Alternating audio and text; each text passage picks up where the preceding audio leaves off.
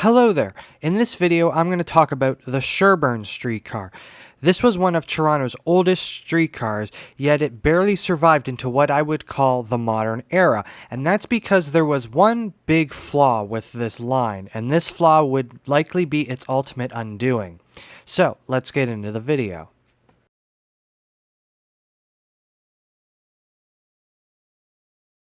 The origins of the Sherbourne Streetcar trace back to the late 1800s.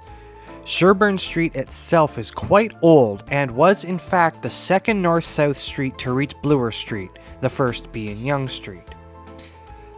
The Sherbourne Streetcar was one of the first in the city, beginning operations in November of 1874.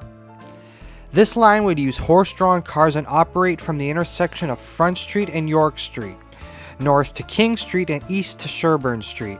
From there, the route would then travel north to Carlton Street and east to Parliament and a Y at Parliament Street and Winchester Street. In 1878, the Sherbourne Streetcar would be extended north to Bloor Street with a possible branch service along Carlton Street to the Y at Parliament and Winchester. In July of 1883, the branch service to the Y at Winchester Street would be broken off into its own route as the Winchester Streetcar. All Sherbourne streetcars would now operate to Bloor Street. On November 16, 1891, the Sherbourne Streetcar would be replaced by the Beltline Streetcar. This route would operate in a continuous loop along Sherbourne Street, King Street, Spadina Avenue, and Bloor Street.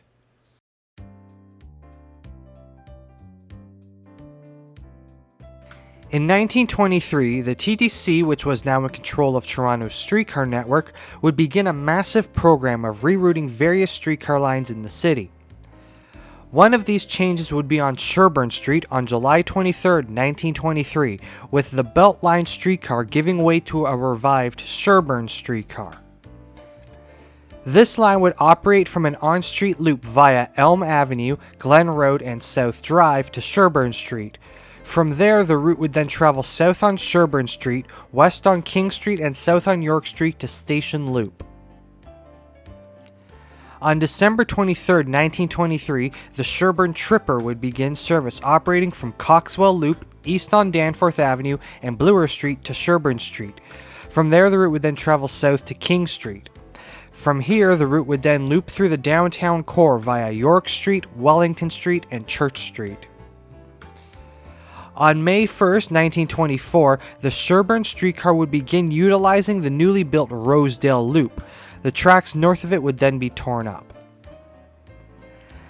As well, all rush hour cars would now operate to Coxwell Loop, and Sunday service before 9 a.m. would Y at Bloor Street instead of using Rosedale Loop further north. It is also worth pointing out that at this time, the tracks along Sherbourne had not been rebuilt like the tracks along various other lines had been. In this regard, the Sherbourne Streetcar line was built with a narrow devil strip that locked the line into using only narrow-body cars. Devil strip is the name for the area between the two tracks. For this reason, wider streetcars like the Peter Witt cars could not operate along Sherbourne Street in active service. Some cars would operate along it for non-revenue and deadheading runs, but precautions were taken. On May 23, 1927, night service on the Sherbourne Streetcar would be provided by the DuPont Streetcar, with that route looping through the downtown core via King Street, Bay Street, Front Street, and York Street. On April 1, 1928, service on the Sherbourne Streetcar would be rerouted out of the station loop, which was now closed as part of the demolition of the old Union Station and the construction of the new one. During this time, the Sherbourne Streetcar would now loop via Bay Street, Front Street, and Church Street. From June 21, 1930 to August 30th, the Sherbourne Streetcar would be rerouted to the ferry docks. This, however, would only occur after 6:25 p.m. on weekdays, 1:26 p.m. on Saturdays, and all day on Sundays and holidays. On September 22, 1930, the Sherbourne Streetcar would now run to the newly built Simcoe Loop, operating to it via Bay Street and Front Street. The next change in service would occur on February 19, 1933, when the Sherbourne Streetcar was rerouted to the newly built Frederick Loop at the corner of Sherbourne Street and Front Street. That same year, on May 2, 1933, the Sherbourne Streetcar would also be extended to Maple Leaf Stadium. This is a baseball stadium and shouldn't be confused with Maple Leaf Gardens, which opened 2 years prior in 1931. Streetcars would operate to the stadium via King Street, Bathurst Street, and Fleet Street, looping at Fleet Loop. This service would operate between May and August to coincide with the baseball season. This service would continue to operate yearly up to 1942. On November 1, 1933, rush hour service would be routed into the downtown core via King Street, York Street, Wellington Street, and Front Street. Saturday rush hour service would operate to Simcoe Loop via King Street, York Street, and Front Street. On November 13, 1937, this rush hour service would be rerouted out of Simcoe Loop and instead operate via Church Street, Wellington Street, York Street, and King Street.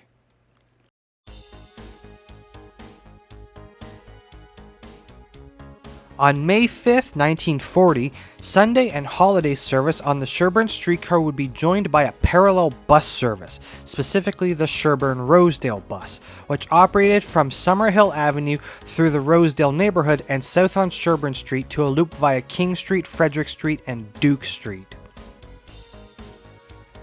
Service after 6:30 p.m. would be provided by the Sherbourne Streetcar, however.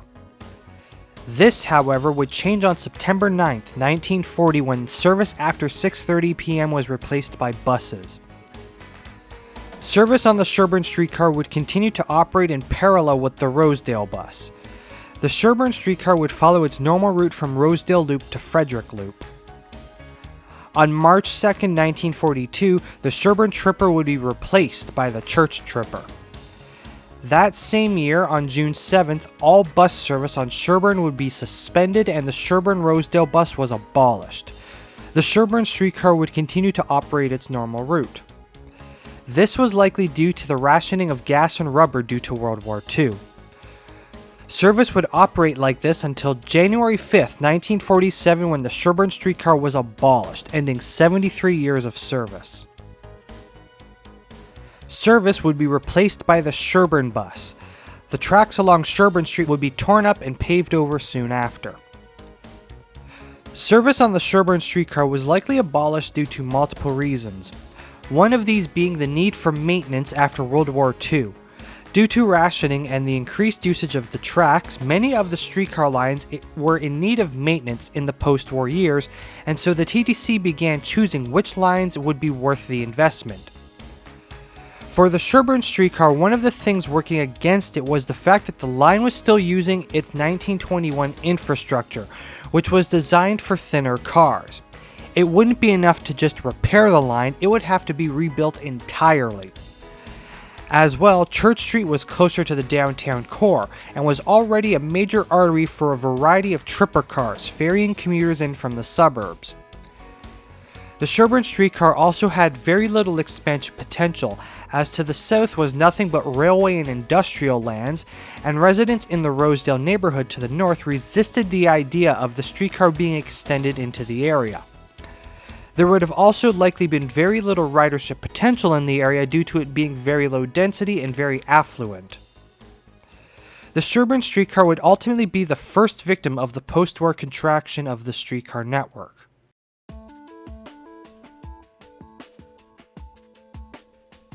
Today, nothing remains of the Sherbourne Streetcar.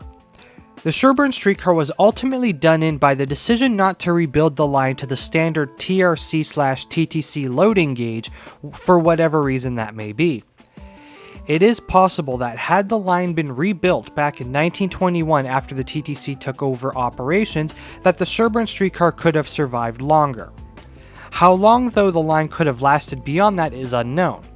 It is possible it survives the opening of the Yonge subway, unlike the Church Streetcar. If the line still existed when the Bloor Danforth was built, maybe the TTC would have built a looping facility for the new Sherbourne station. It is also possible, however, that the Sherbourne Streetcar would meet the same fate as the Parliament Streetcar and be abolished simply because the TTC wanted to get rid of its streetcar network in the 1960s. As for a modern Sherbourne Streetcar, it is hard to say what it could be. On one hand, you could lump it in with the East Bayfront project and have its southern terminus of the line at Union Station. However, that raises the question of its northern terminus. Sherbourne Station has no off-street facilities, so something would have to somehow be built. You could also extend the line to Castlefranc Station, but then that runs into yet another issue. This issue being the Parliament Streetcar, which is not only closer to Castlefranc Station, but would also require less infrastructure to be built. As well, the Parliament Streetcar has better expansion potential to the south into the Portlands area or to Union Station. A modern Sherbourne Streetcar has the same problems its original counterpart had. It would need to be entirely rebuilt, and its northern and southern expansion potential is limited. As well, the current Sherbourne bus has a ridership that is too low to justify the high cost of resurrecting the Sherbourne Streetcar. It is for this reason I find the potential for a new Sherbourne Streetcar to be low. It has a high upfront cost with little to offer in return.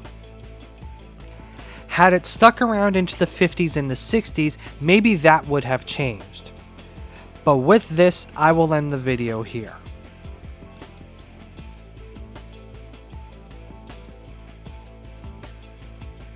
Thank you for watching this video, and if you enjoyed it and want to see more like it, please hit that subscribe button because there are more videos like it on the channel and there are more videos like it on the way. And if there's anything you want to say about the Sherbourne Streetcar, please don't be afraid to do so in the comments section down below. And with that, I will see you in the next video.